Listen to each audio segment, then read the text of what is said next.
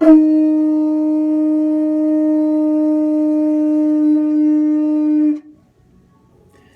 for another gear video. Okay, let's talk about cooking. Let's see, did anybody ever see me cook? I boiled a lot of water.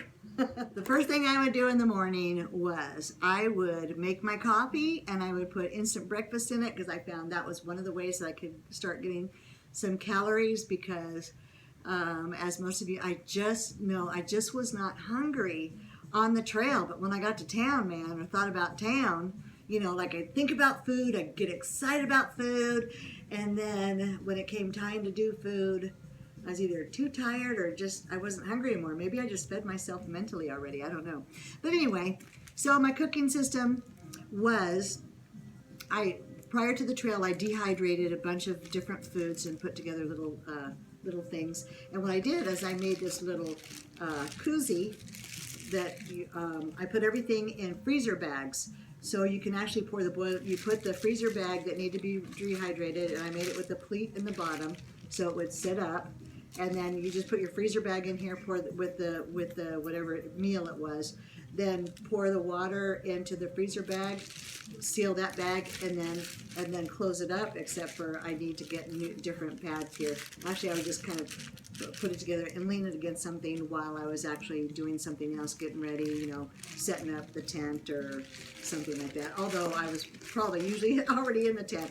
But so that's my little envelope that I made. This is just made out of, I got a roll of that reflective stuff that you can get at Home Depot. And I made this, and I also made a koozie for my cooking pot, which my daughter has. She actually gave me her cooking pot, which I'm going to get one like it. Because I can save some substantial ounces. And I didn't really need, I had the Sea to Summit, what was that? I had the Sea to Summit Alpha Pot, which is 1.2 liters, and it was wonderful. It had a handle that swiveled around and clipped the lid shut, and easy to clean. I always had my bandana. Inside that fit my bandana with my gas can and my stove and my lighter in that, so that was all in one thing. But it was also larger and much heavier. So now I'm going to make a koozie for this, but this is my daughter's cook pot. It's a fraction.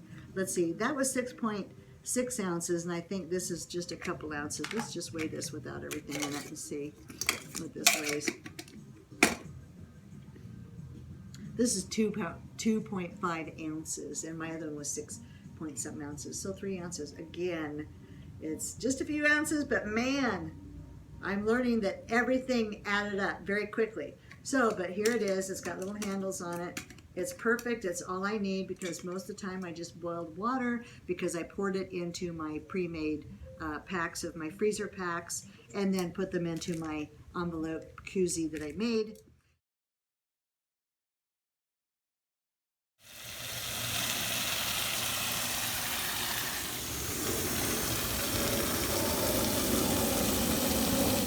But it packs real nice, and whoops, here's the gas can that fits right in there with the stove.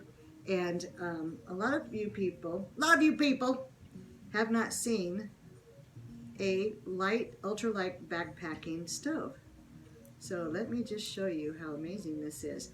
This stove is even lighter than the one I had. It is, I'm not sure what the make is of this one, but it is much lighter than mine. That is a stove, my friends. And what happens is it screws onto the top of your can, okay? And then, might as well, where's the lighter? Here it is. So you carry this one little Bic lighter will last you the whole trail. And then your pot sits right on top of that, see? And it just, you turn it on, and there you go. Oh, the air conditioning is blowing it. Ah! Anyway, so, sorry, the air conditioning is blowing it. So you can see why I cooked a lot in my tent, because one thing I forgot to take, and it worked out well, because I just boiled my water in my tent in the morning. Oh my, can anybody tell me how many sentences this lady starts and doesn't finish? It becomes a bit crazy, doesn't it? I think she's a full nutter. Was you can have a foil. I tried to use this as a wind guard if I was outside, which I did cook a few times outside, but as you can see, it got too close to the fire and I had to put a piece of duct tape on it because it fell into it. I wasn't paying attention. So anyway, but some people just take a big piece of foil, fold it up, and then they can put it around as a wind guard. So that is the cooking system. And then, as well as, this is my GSI cup, weighs just a few ounces. And I use this because I put the water in, you know, this is what I would drink everything out of, my coffee, my, boy, that's really, I need to clean that thing. Some things just don't get totally clean.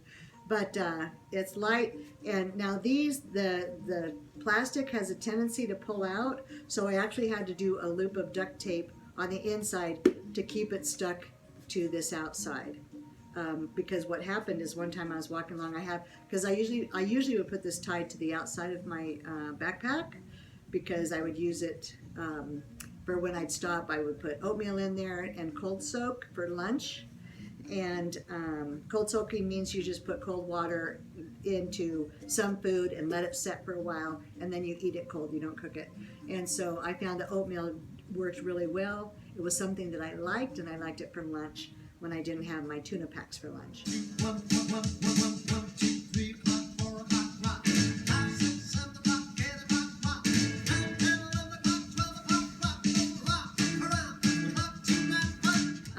Yeah, so one time I was hiking along and the plastic had fallen. I'm glad I heard it, because I heard something. I turned around and it was my plastic cup, so I'd be really upset if I didn't mix that. A lot of people can just continue to use this as their cup, but again, it's one of those things I decided to duplicate. And then there's all different kinds of cups out there. There's the ones that collapse, you know, that are made of silicone that you see that look like a Devo hat. And I decided not to give that up, because at one point I was thinking I could duplicate using, but I like to have my coffee, and then I like to be heating up more water, or I like to have my pot to, like if I choose to have something else while I'm drinking my coffee or whatever, tea, in the evening I would have some tea, then I would still have my cook pot to fry up some Spam or heat up some water for some instant grits. One of the things I really loved on the trail, and I know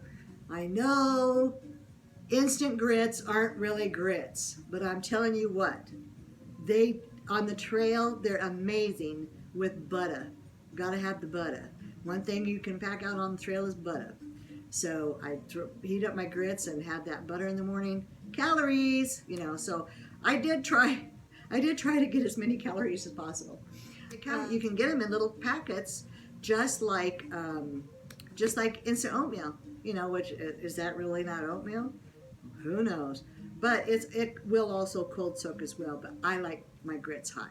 So anyway, so that's the cooking system. I'm trying to think if there's anything else in there. And then when I was in Big Bear, I decided to try Kahula hot sauce. I see everybody, and Tapatio. And so I was at this really cool little restaurant, and I'm trying to think of what it was called, but it's on one of the videos. Anyway, so I tasted Cholula, and really, really delicious. It's a wonderful flavor, just a little bit of a kick. I tried the Tapatio, too spicy for me. Years ago, I used to enjoy more spicy foods, but I think it's something that maybe you have to build up to as well, because I like to have the flavor besides having my, you know, skin melt off my tongue. But so in my hiking group, Richard and Nell, they got me these little individual packets of Kahula. I don't know if I'm saying it right. So yay! Pick a hot sauce, any hot sauce. So I've got that now for next year. I should see if there's an expiration on it, because that will be a nice little addition to add to, you know, my eggs or something like that on the trail. So all the little things count, you know? You know what I'm saying? All right, so that I think is the cooking system. Okay, continuing along the food route. one of the things where I just saw it. This is called an Ursack, and it is a critter-proof. It's made by Ursack, U-R-S-A-C-K. I remember when I first heard people talking about it, I thought they were saying Earth Sack, but it's Ursack. This is the critter-proof. You can also get the bear-proof one, but that does not substitute for a bear can when you are in the Sierra. But in the meantime, especially if you're in an area where there's a lot of chipmunks and stuff like that, this is the thing. It's made out of Kevlar, so they can't get in it, and it Velcros shut. And I would always, when I get to the end of the day, I'd open it up and just, it really holds. I would turn the Velcro down so it didn't accidentally close on me while I was getting stuff in and out. And in addition to that, because you can still smell, critters can still smell, so they're going to try and get in. So I got some of these op sacks made by Locksack. There's the odor-proof sacks, and then there's the waterproof sacks. I got the waterproof sacks for my paperwork and things like that. And then I got the odor-proof sacks, some different sizes to put my food in. At one point, I was not using the Ursack. I was only using these, and again, these come in different sizes. And then just putting them in a plastic bag because shoving around inside my pack. And what's nice about these is once you seal them, you cannot smell. There's no smell coming out of the bag. The downside is that it seemed like they wore out. I used these for 4 months, so I don't know what you consider wearing out. But opening up and closing them, you can see that eventually they do wear out and it tore. But so that one's going to be going. But I had the different sizes and I really liked it, and it truly does, because once you have that sealed, and the older they get, a little bit harder they are to seal. But I really realized that I had some jerky, and it was very smelly. I mean, a good smell, but I opened up my pack, and whew, man, it just really, so you really understand how it keeps the odors out. So just kind of a double protection, having your odors of stuff that smells or has smell or anything that could smell. Put in this, you're good as gold. Otherwise, just these in a, if you're not in a critter area. I didn't really see a lot of critters yet, but that, that's more north. I'll be getting into that next year, so I'll be getting some new ones of these to start out with, because I think I've just about worn these out. I might take them camping, because especially in Zion, oh my God, there's professional critters there. There was one that we didn't get on film. He actually opened a zipper of a tent and went in and got her candy bars and then pooped all over the place. Couldn't find his way out and chewed his way out. So if she had her stuff in these in her tent, she would have been fine. All right, so that's enough of those. Okay. One of the things about the freezer bags is that you can label what's in them. I decided to try and eat something. I was thinking it was huevos rancheros. I couldn't figure it out. I heat up the water. I went to put the food in, and I couldn't tell what it was. It wasn't huevos rancheros. I'm eating away, and I realized it was the peanut butter. It was the powdered peanut butter. Not good. Heat it up.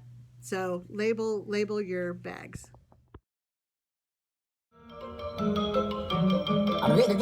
That's all, folks.